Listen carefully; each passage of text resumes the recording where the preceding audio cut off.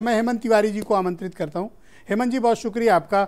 आजमगढ़ जैसा safe house और रामपुर जिसे आजम खां अपनी बादशाहत का साम्राज्य समझते थे, दोनों ढह गए और भारतीय जनता पार्टी का परचम वहां पर लहराया। ये समाजवादी पार्टी के लिए कितनी बड़ी शिकस्त है, आगे की उनकी पार्टी की स्थिति क्या होगी, और दूसरा बीजेपी की अब क्या फ्यूचर स्ट्रेटजी होगी?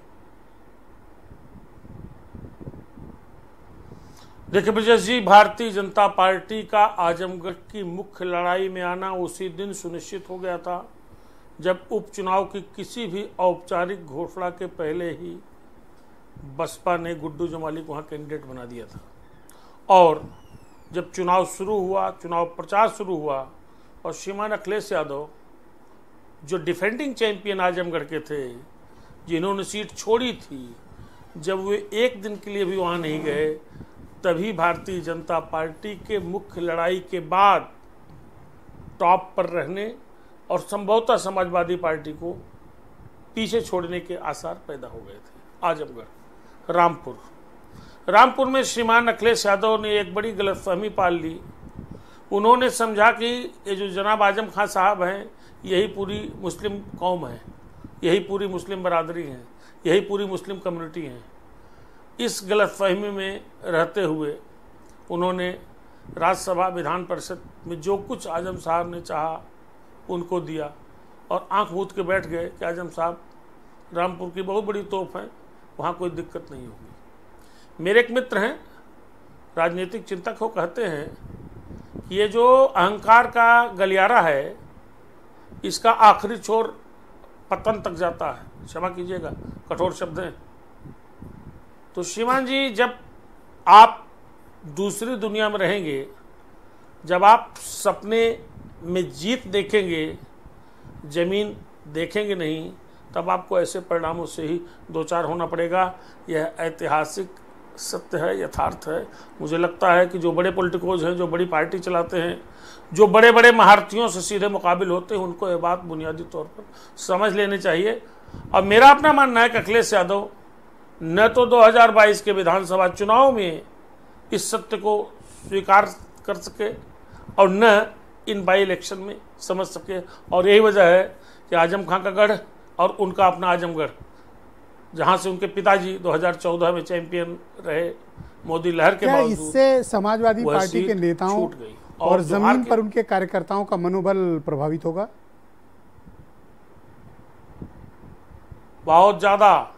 बहुत ज़्यादा मुझे लगता है कि अब शायद अखिलेश यादव को ये बात समझ में आनी चाहिए। देखिए, नेता की मौजूदगी ताकत देती है। आप योगी आदित्यनाथ से बड़े नेता आज की तिथि में नहीं हैं। योगी आदित्यनाथ बहुत बड़े नेता हैं, प्रधानमंत्री के बाद उनकी गिनती टॉप पॉलिटिकोज में होती है। अमित शाह आपसे बहुत बड़े नेता हैं।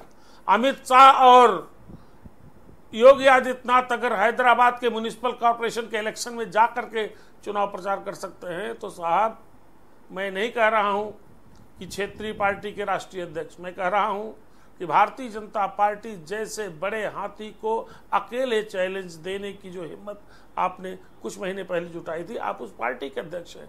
आपको आजमगढ़ जाना चाहिए था, आपको बाहर निकलना चाहिए था।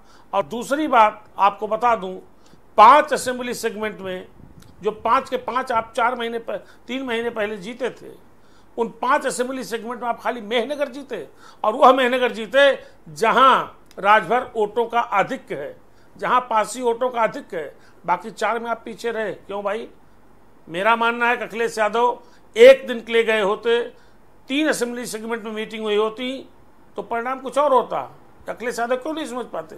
इसको पूरा आजमगढ़ समझ रहा है, इनके वर्कर समझ रहे हैं, इनके नेता समझ रहे हैं। ये क्यों नहीं समझ रहे हैं? समझना तो इनका काम है साहब।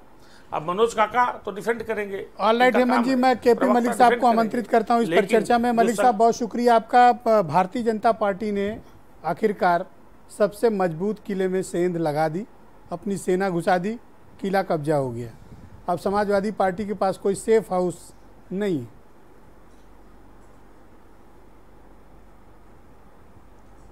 देखिए ब्रजेश जी, आप जिस प्रकार से अभी हेमंत जी ने कहा कि अखिलेश यादव दोनों ही जगह नहीं गए, तो मेरी समझ में नहीं आ रहा है ये कारण कि अखिलेश जी को इतनी बड़ी गलतफहमी कैसे थी कि उनके बिना जाए वो दोनों सीटें जीत जाएंगे।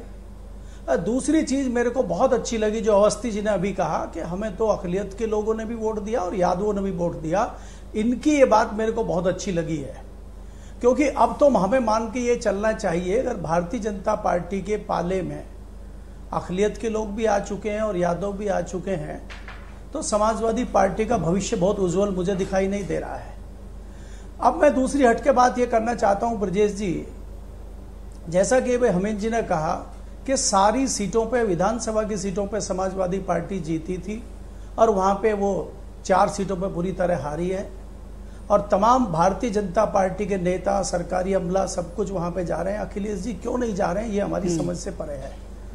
क्या अखिलेश यादव ये नहीं समझ रहे हैं कि उसकी लड़ाई किसके साथ है? क्या भारतीय जनता पार्टी जो आज सत्ता में है, दोनों जगह सत्ता में है, उनसे वो इतनी हल्की और इतने हल्के अंदाज में लड़ाई लड़ रहे हैं? ये समझ से परे है।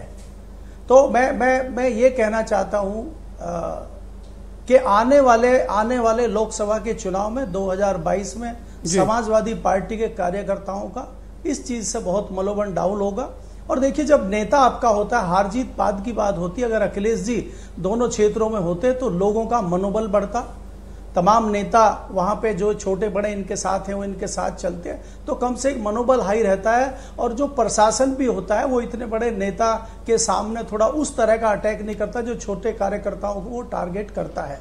मैं नहीं कहता कि प्रशासन वहां पे भाजपा का था, समाजवादी पार्टी के कुछ नेताओं से, छोटे कार्यकर्ताओं से कहीं कोई ऐसी जलालत नहीं हुई होगी, जरूर हुई, वो सब में होता है। जब समाजवादी पार्टी की सरकार होती है और समाजवादी पार्टी चुनाव जीतती है, तब वो भाजपा का विपक्ष में रहता है तो वो भी आरोप लगाता है। तो आरोप प्रत्यारोप तो सत्ताधारी दल बहुत पर शुक्रिया लगते आपका रहते मलिक हैं। साहब, बहुत धन्यवाद। इतनी बड़ी मैं गलतफहमी सुशील दुबे जी को आमंत्रित करता हूँ कार्यक्रम में। सुशील जी, आखिर क्या मैजिक किया भारतीय जनता पार्टी ने कि जो इनका सबसे मजबूत नंबर 1 और नंबर 2 के सेफ हाउसेस थे, दोनों पर कब्जा हो गया बीजेपी का? कारण ब्रजेश जी पता नहीं वो वीडियो आपको तो याद ही है, सबको याद होगा, आज के लोगों को याद है नहीं याद है।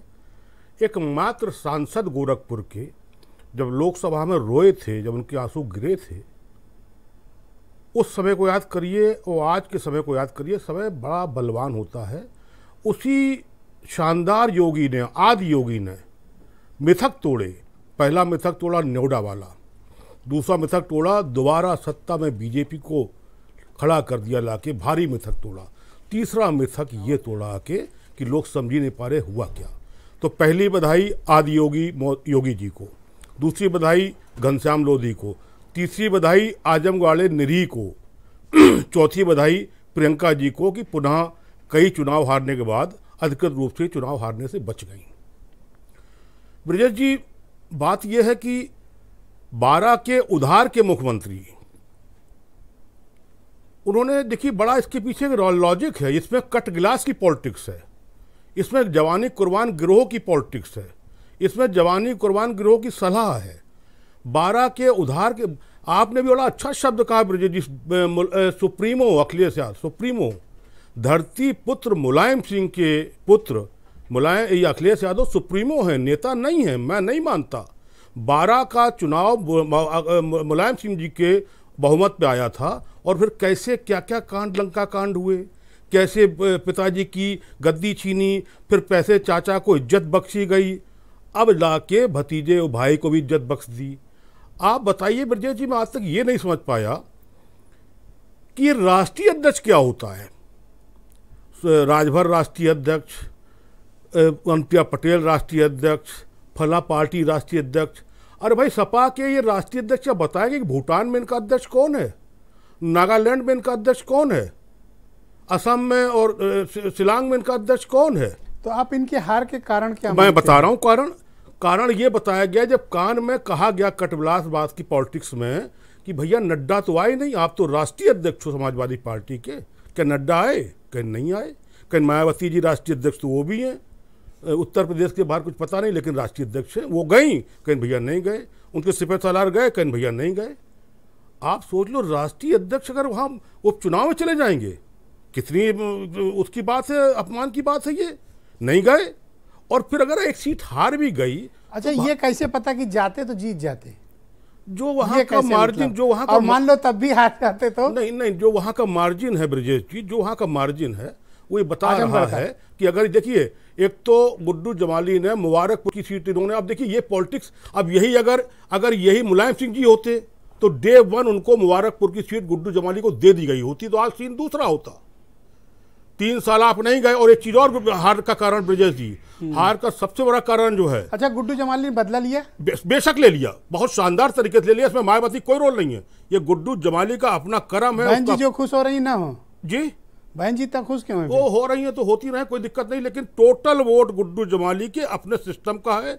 और मैं एक बात बता दूं आपको ब्रजेश जी, आपके बड़े चैनल पर, करहल और आजमगढ़ की दूरी लगभग 436 किलोमीटर के आसपास है। अच्छा, काहे भैया, कहाँ करहल, पश्चिम बुंदेलखंड, कहाँ पूर्वांचल? क्या धर्मेंद्र जी इतनी बड़ी कद पर्सनालिटी हैं? मुलायम सिंह जी की बात अलग थी, क्यों रमाकांत जी को नहीं लड़ा सकते थे आप? 5 विधायक में से किसी एक विधायक को लड़ा देते तो क्या दिक्कत थी? वहीं के किसी लोकल को लड़ा देते तो क्या दिक्कत थी? अब चीजें ऑलराइट सुशील जी, बहुत शुक्रिया आपका। वीरेंद्र जी भी हमारे साथ डिबेट में